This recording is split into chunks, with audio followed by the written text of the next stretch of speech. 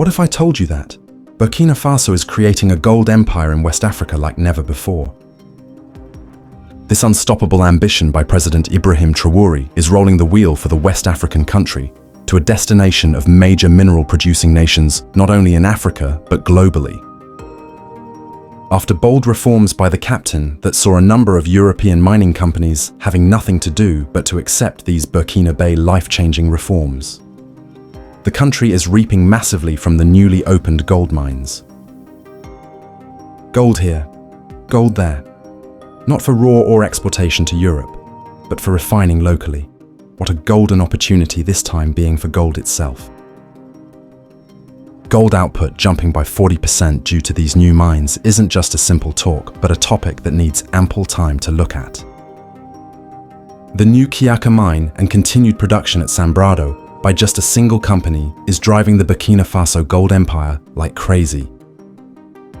This is not just exciting news, but a presentation of how this Sahel country is transforming what had become a mineral curse to a blessing for the thriving of the nation by using its minerals to drive the economy.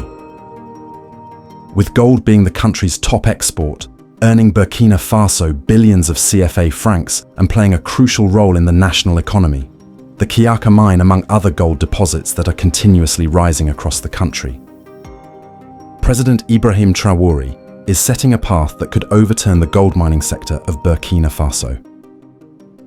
With a target of 290,000 plus ounces of gold in Burkina Faso for 2025, up 40% from 2024 by West African Resources, a company in charge.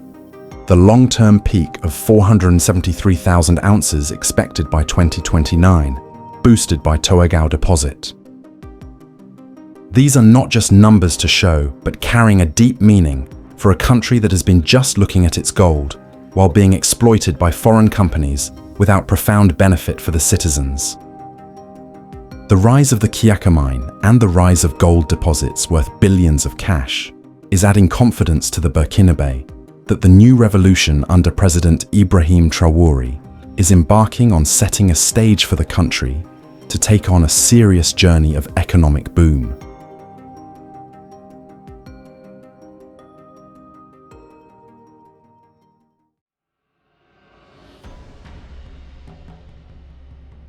Now that this gold is in safe hands away from militant groups and exploitation, the rise of new gold mines and gold deposits is not only assuring the Burkina Faso, but also Africans of how the minerals mined from Africa have the potential to work for the continent.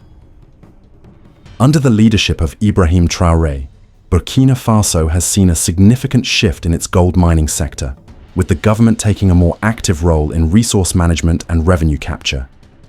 The country has reportedly generated $18 billion from gold mining since Traore assumed power. This includes nationalizing some mines, establishing a national gold refinery, and requiring foreign companies to grant the state a 15% stake in their operations. Now that the country has invested in a national gold refinery to process its own gold, aiming to increase revenue and reduce reliance on foreign processing facilities, the Kiaka mine and the rise of gold deposits is creating an immense change for the mining sector that was always at the mercy of foreign companies. The West African country sits atop some of West Africa's richest mineral deposits, yet vast reserves remain untapped. President Ibrahim Traore is not only fighting militant groups that had disorganized the tapping of these deposits, but to show that a country has potential to utilize the opportunity of its mineral resources for full utilization to drive the economy.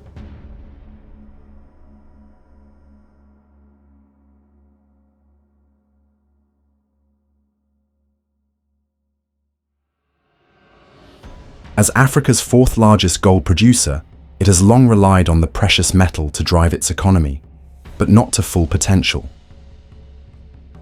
President Ibrahim Traore comes in to ensure that the country not only be among top producers, but leading the race of the #1 producer on the continent. The captain wants to ensure that the country's mineral wealth is not only rooted in the Birimian greenstone belts of the West African Craton, which underlie around 22% of its landmass, but also include new deposits and mines for these ancient rock formations, known for hosting significant gold deposits, in order to make Burkina Faso a key player in Africa's gold industry. Now that the captain has managed to fight militant groups that had caused production declines due to security-related mine closures, the country remains highly prospective for further gold discoveries, particularly in underexplored greenstone belt zones. The industrial mining sector supports an estimated 51,000 direct and indirect jobs, while artisanal and small-scale mining employs 1 to 1.3 million people. Some estimates suggest total mining employment, formal and informal, now exceeds agriculture. Artisanal miners produce gold worth $1 to $2 billion annually.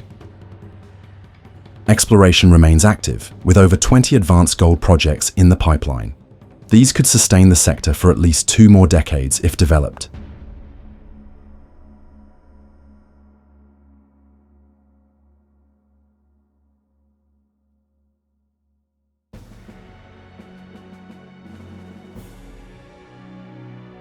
President Ibrahim Traore is ensuring that mining optimizes its contribution to development in the context of cooperative relationships with a range of actors, including, crucially, the government itself and communities, and with a common commitment to creating shared value.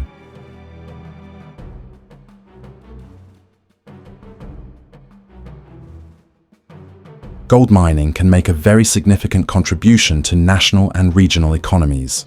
This is particularly true for a number of developing countries, for this case Burkina Faso, where gold mining makes up a major aspect of the economy.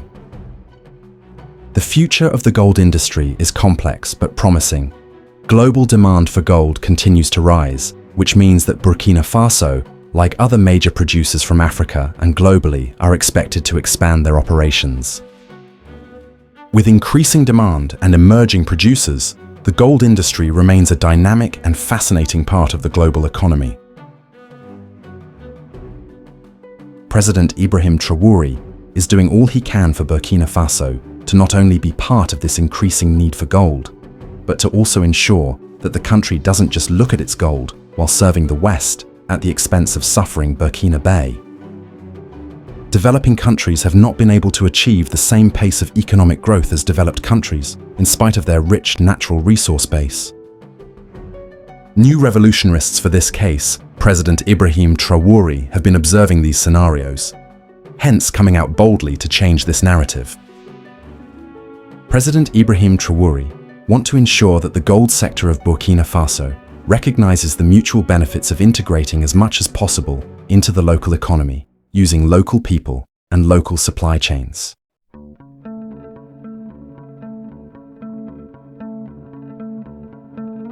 Gold is also a source of global financial stability as a reserve asset.